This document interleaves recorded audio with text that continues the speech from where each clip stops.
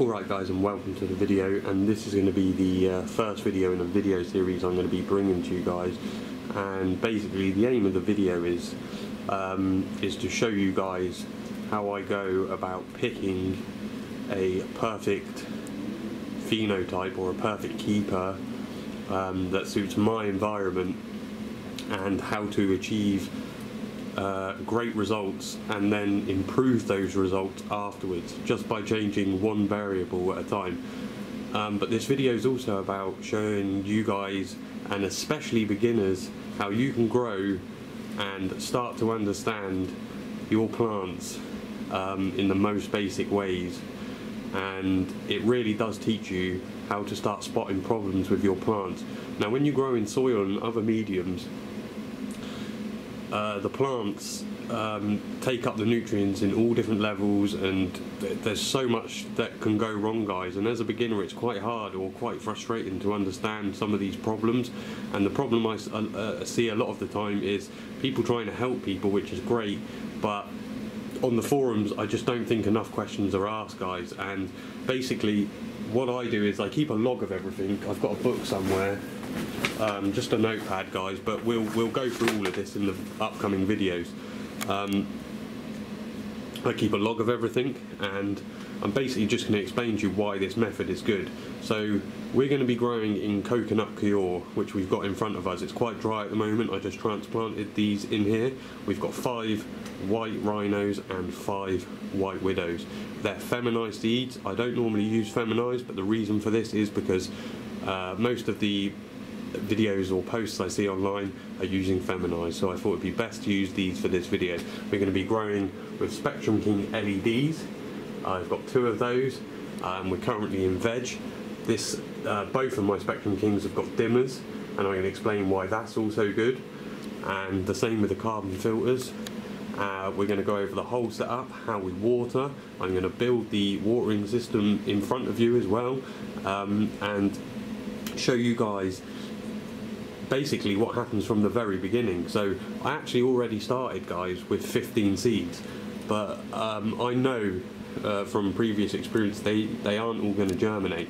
I've actually got 10 in front of me, and I do still have 2, and I killed one off. I think 13 of them germinated, and even from the very beginning, guys, you can actually see traits, not many, but of things that you might not want to be in your plants. And this is also what we're going to be going over in the video, because the end goal here, guys, is for me to be picking the perfect medicine for my patients, which are expressing the right phenotypes or the right characteristics that I want for my garden and my environment. We're going to go over absolutely everything. Feeding schedules, how many times I feed a day, why I feed so much, why cocoa is an excellent way to learn for beginners, because most of us start in soil, even myself. But using this method of growing, guys, you are going to learn so much. Basically, I'll give you a little explanation now. So we've got the 10 plants in here. I've picked the 10 best that I liked, and we're going to be feeding these all exactly the same nutrients, exactly the same sunlight, exactly the same water. Everything's going to be the same, guys. Now let's just say this plant here starts to show us some sort of problems. Well, we already know that these other 9 plants are all being fed the same, they're all, you know, getting the same light, so on, as we mentioned. So we already know that this plant is a problematic plant. Now, I keep logs of everything, so if it's really bad, guys, I'll get rid of it. Sometimes I just run them through just to see what happens, but you'll see all this in the upcoming videos. But why this method is so good, guys, is because, as I said, if we know that all these other plants here are doing just fine, but this one isn't, that's not your fault, guys. And I see a lot of this on the forums, and people actually fucking up their entire grows because of one plant.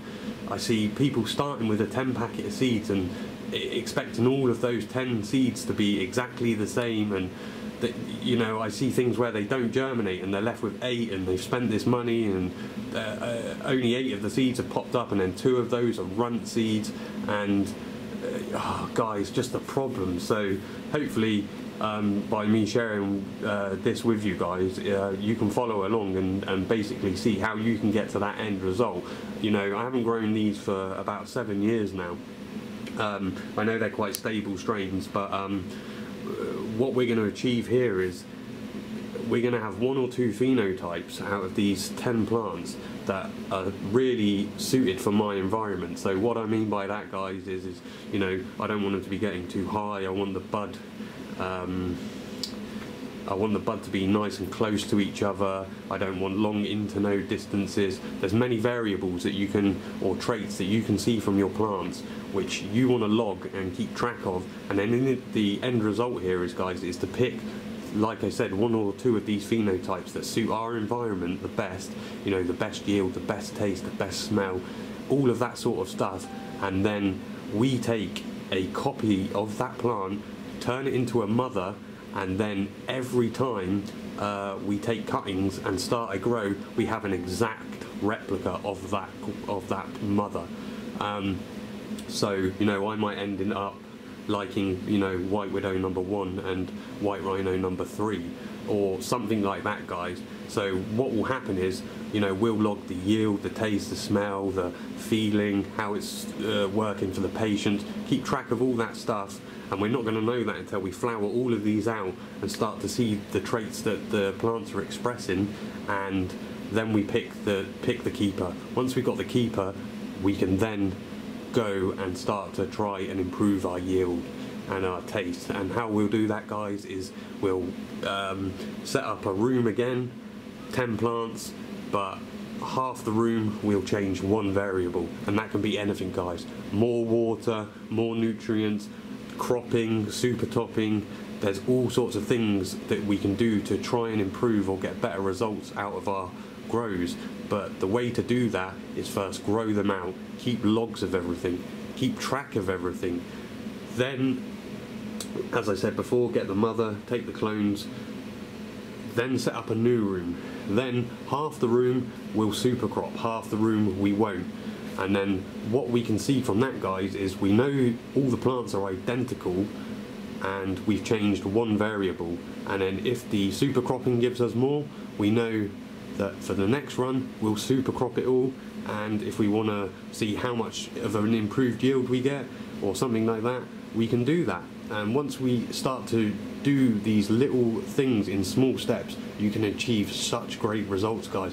Don't worry about the yield or any of that stuff and a gram per watt and all this when you're first starting out. All these people online that are getting these results have taken the time to get the clones and pick these keeper phenotypes and then work on their grows and improve the results. You don't become a master after days, guys. And there's so much new stuff we need to learn. I used to be a high pressure sodium grower. I'm now a Spectrum King fan, a lover. I love the company. I've got dimmers on my lights, and the reason, guys, why I have that is because, you know, I'm in veg mode now. I don't need to be using the whole 600 watts. It's a great money saver in the end. There's so many things, guys, that you can do. And like I said, so hopefully, guys, if you're interested in this and want to learn, and I'm going to go over everything, guys. I'm going to explain the cocoa and the how it works and how it releases the nutrients, and we're going to build a watering system. We're going to log absolutely everything: feeding schedules, feeding times, pH of the tank, cleaning the tank, what, you know, everything. And hopefully it's something that you guys will enjoy and we can all work on together. If there's anything you guys want to throw in, or stuff that you want to learn, or stuff you get confused about, please feel free to drop it in the comments. I'm going to be speaking with the boys at Spectrum King again and just seeing if there's anything I can add in.